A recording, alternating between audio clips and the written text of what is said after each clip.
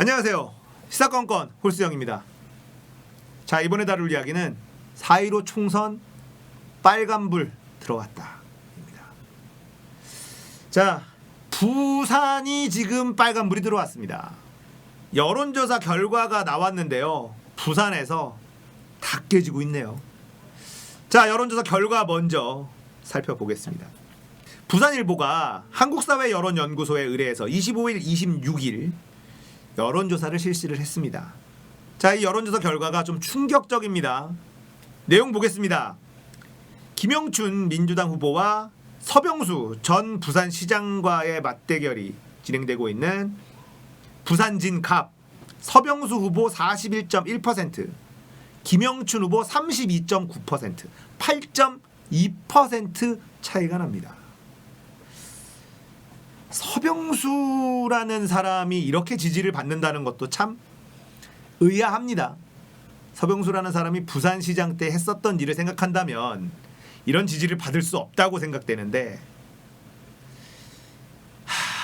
한숨이 나오네요. 해운대 을 김미애 미통당 후보가 41.8%, 그리고 현역인 윤준호 민주당 후보가 39.3%, 2.5% 차이로 미통당 김미애 후보가 앞서고 있습니다. 자, 해운대갑 현역 하태경 미통당 후보가 50%, 유영민 민주당 후보가 30.2%, 19.8% 차이가 납니다.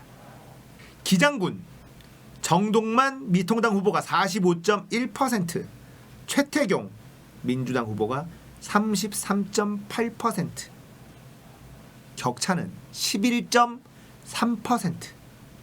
부산진을 현역 이현승 미통당 후보가 47.4%, 류영진 민주당 후보가 32.7%, 14.7% 차이가 납니다.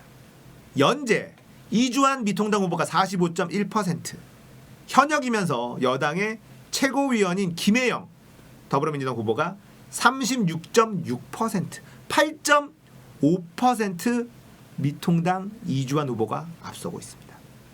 자, 민주당이 유일하게 앞서고 있는 곳이 남구을인데요. 이것도 기분이 좋지가 않습니다. 현역인 박재호 더불어민주당 후보는 45.4%, 이현주 미통당 후보가 44%, 격차는 1.4%. 민주당 박재호 후보가 앞서고 있습니다. 자, 여러분들은 어떻게 느껴집니까? 아마 댓글에는 이런 댓글이 많이 달릴 것으로 예상됩니다. 경상도는 답이 없다. 서병수와 이현주 이런 사람들이 이렇게 선전하고 있다라는 것이 좀 충격적이긴 합니다. 문재인 대통령의 국정 수행에 대한 평가가 계속해서 오르고 있는 가운데 이번 선거 쉽게 가겠구나 라고 생각하신 분들 많이 계셨을 겁니다. 그런데 쉬운 싸움이 아닙니다.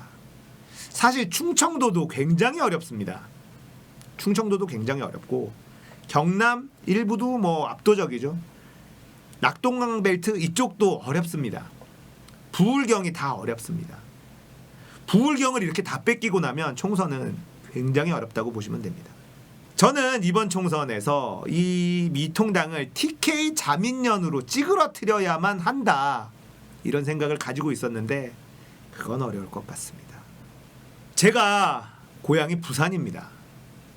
부산에서 태어났고 초등학교 5학년까지 부산에서 자랐습니다. 저희 아버지는 통영분이시고 부산에서 쭉 생활을 하셨습니다. 제 고향 부산은 야도라고 불리는 곳이었습니다. 야구의 도시, 그리고 야권의 도시. 김영삼이라는 이 대장을 모시고 있던 지역이었죠. 김영삼은 대한민국 민주화의 거목 중에 한 명이죠. 김영삼의 절대 지지가 있었던 것이 PK, 부산, 경남, 부울경 지역이었죠. 전라도는 김대중, PK는 김영삼이었습니다. 이 TK 대구 경북과 PK 부울경은 정치색이 완전히 달랐었습니다. 부마 민주화 항쟁도 이 PK에서 일어난 곳이죠. 부산, 마산. 독재에 항거하는 도시들이었습니다. 지역이었습니다. 그런데 이 PK의 대장이었던 김영삼 총재가 대통령이 되고 싶은 욕심에 3당 합당을 해버립니다. 그때부터 제 고향 부산은 지금의 야권, 보수의 텃밭이 되어 버렸습니다. 제가 김영삼 대통령을 가장 원망하는 부분이 바로 이 3당 합당입니다. 대한민국 대통령 중에 공과 과를 이야기할 수 있는 대통령은 저는 김영삼 대통령부터라고 생각을 합니다. 그 전 대통령들은 공과를 이야기하기에는 그 과가 너무 크기 때문에 독재를 했었던 사람, 그리고 자국의 국민을 자신의 권력을 위해서 탄압하고 죽이고 고문하고, 그런 대통령을 공과를 이야기하는 것이 어불성설이다라고 생각하는 사람입니다. 그래서 저는 박정희라는 인물의 공과를 이야기하는 것을 굉장히 싫어합니다. 많은 사람들이 이렇게 얘기를 하죠. 박정희가 없었다면 니들 여기서 앉아서 뜨신 밥 먹고 유튜브나 하고 이렇게 떠들 수 있었을 것 같으냐. 박정희 덕분에, 박정희 대통령 덕분에 니들이 이렇게 잘 먹고 잘 살고 있는 것이다. 이렇게 얘기하시는 분들이 많습니다. 저는 이렇게 얘기합니다. 박정희 때문이 아니라요, 바로 아버지 세대, 여러분들 때문이에요. 여러분들이 말도 안 되는 저임금에 말도 안 되는 노동시간으로 미친 듯이 일해줬기 때문에 우리가 지금 이만큼 먹고 살 수 있는 것이다. 박정희 덕분이 아니다. 박정희의 경제개발 5개년 이거 다 그 전 정권에서 다 수립해 놓은 거예요. 장면 정부가 만들어 놓은 거 그대로 가져온 겁니다. 박정희는 그 기간 동안에 많은 부정을 저질렀습니다. 그리고 자신의 권력을 유지하기 위해서 자신의 나라의 국민을 탄압하고 핍박했습니다. 그리고 심지어 죽이기까지 했죠. 그런 사람에게 공과를 논한다라는 것을 저는 용납할 수 없다. 전두환 마찬가지고요.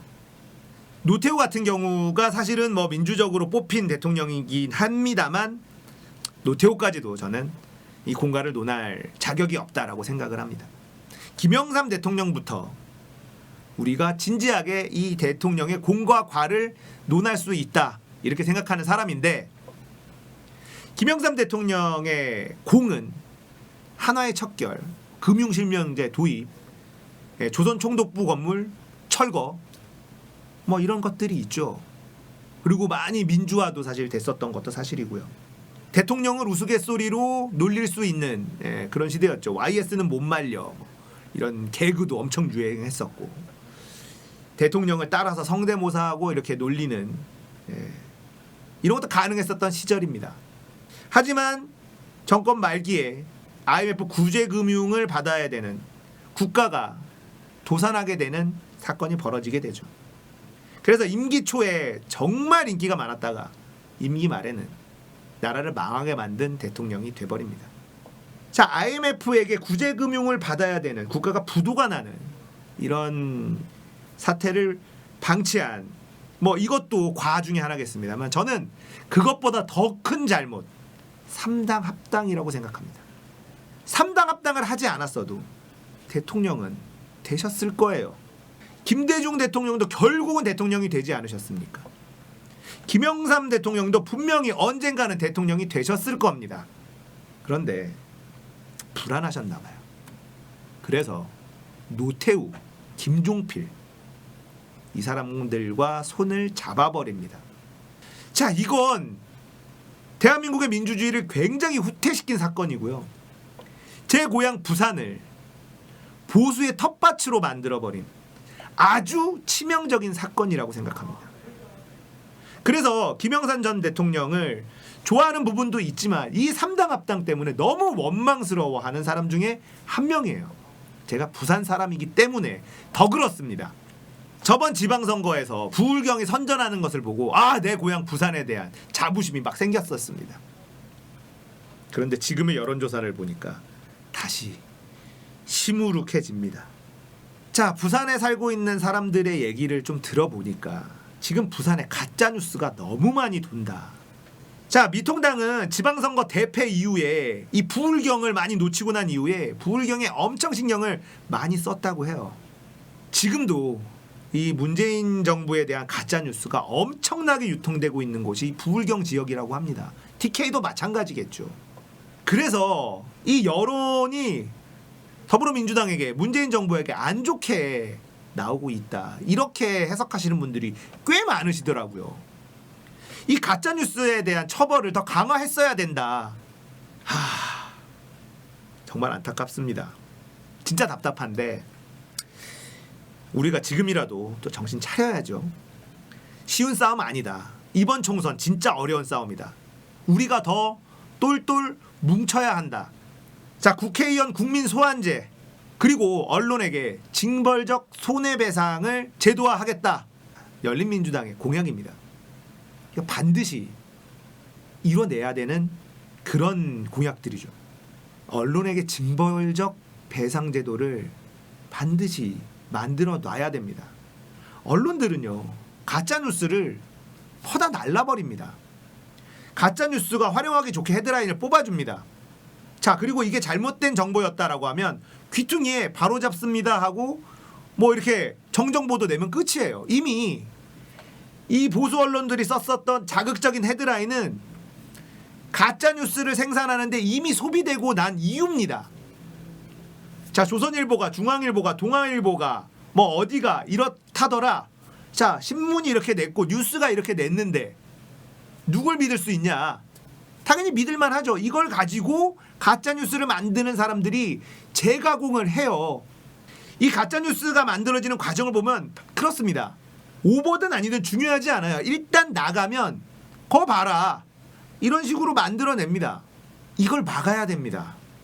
지금 부울경에서는 이 가짜 뉴스 때문에 여론이 굉장히 안 좋은 것으로 해석하는 분들이 많아요. 잘하고 있는 것도 잘못한 것으로 둔갑시키는 이 가짜 뉴스들의 폐해가 너무 심각하거든요. 전 세계가 대한민국을 극찬하고 있지만 이 가짜 뉴스들은 대한민국을 정말 안 좋은 나라로 만들어버리고 있습니다. 전 세계에서 한국이 안전하다고 다 들어오려고 하는데 대한민국을 가장 위험한 국가로 만들어버립니다. 그러니까 이 정부에 대한 불만이 높아질 수밖에 없죠. 어렵습니다. 쉽지 않은 싸움입니다. 이번 총선은 한일전입니다. 반드시 이겨야 됩니다. 우리가 문재인 정부의 지지율이 올라갔다 이렇게 자화자찬하고 기분 좋아할 때가 아니다. 정신 바짝 차려야 된다.